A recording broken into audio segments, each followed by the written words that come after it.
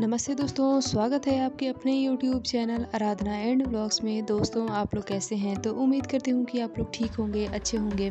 दोस्तों, आज की वीडियो में हम बात करेंगे कि मई महीने में यानी कि वैशाख का जो महीना है उसमें प्रदोष व्रत हमें कब प्राप्त हो रहा है, किस दिन हमें प्रदोष का व्रत रखना है, किस दिन हमें पूजा पाठ करना है और उसकी तिथि कब से प्रारंभ होगी, कब समाप्त हो जाएगी और साथ ही हम प्रदोष काल का समय भी जानेंगे इस वीडियो में। क्योंकि प्रदोष व्रत में प्रदोष काल का समय जो है वो बहुत ही महत्वपूर्ण होता है। क्योंकि प्रदोष काल के समय ही हम भगवान भोलेनाथ की पूजा आराधना विधि विधान से करते हैं। तो चलिए दोस्तों, वीडियो को शुरू करते हैं। दोस्तों, वीडियो आपको अगर पसंद आई तो वीडियो को लाइक करें, साथ ही इसी तरह की जानकारी के लिए आप हमारे चैनल को सब्सक्राइब करें और अगर कोई सुझाव हो या फिर सवाल हो तो आप कमेंट ज़रूर करें। तो दोस्तों, वैशाख महीने में प्रदोष का व्रत, दोस्तों प्रदोष का व्रत या फिर त्रयोदशी तिथि जो है वो एक ही डेट को कही जाती है। आप उसको त्रयोदशी का व्रत कहें, त्रयोदशी तिथि कहें, तेरस कहें या फिर प्रदोष का व्रत कहें, सब एक ही होता है।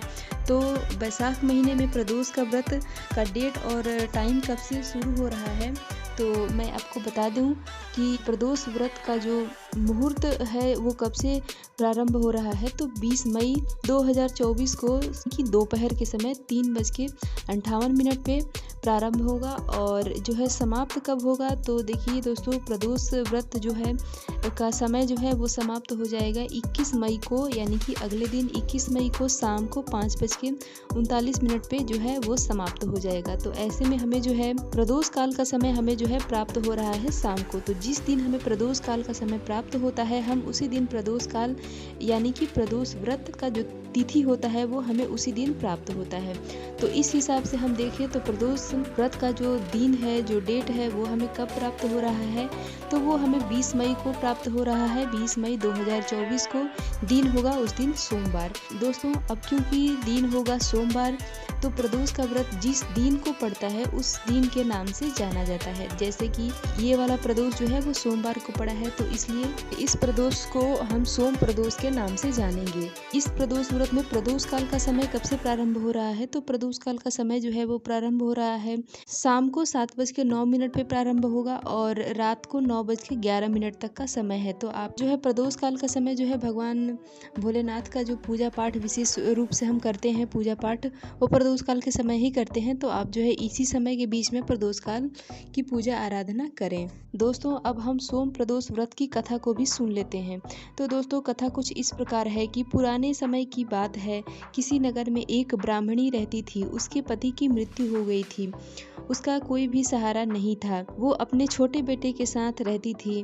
वो अपने छोटे बेटे का पेट पालने के लिए प्रतिदिन भिक्षा मांगने पास के गांव में जाया करती थी। एक दिन की बात है, जब वो भिक्षा लेकर घर वापस आ रही थी तब उसने रास्ते में देखा कि एक लड़का उसको घायल अवस्था में मिला। वो लड़का दर्द से करा रहा था। ब्राह्मणी को ये सब देखकर दया आ गई। उस लड़के को वो ब्राह्मणी अपने घर लेकर आ गई।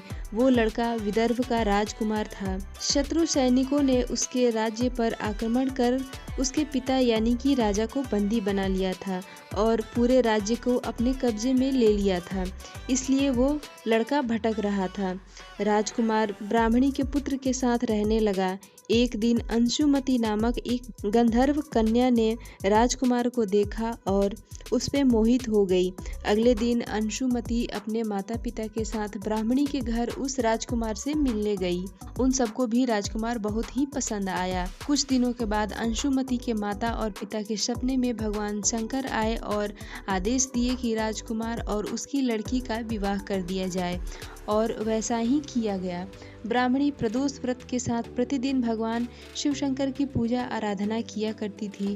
प्रदोष व्रत के प्रभाव और गंधर्व राज की इस सेना की सहायता से राजकुमार ने विदर्भ नगर के शत्रुओं को पराजित किया और भगा दिया। अपने पिता के साथ सुखपूर्वक रहने लगा। राजकुमार ने ब्राह्मणी के पुत्र को अपने राज्य का प्रधानमंत्री बनाया।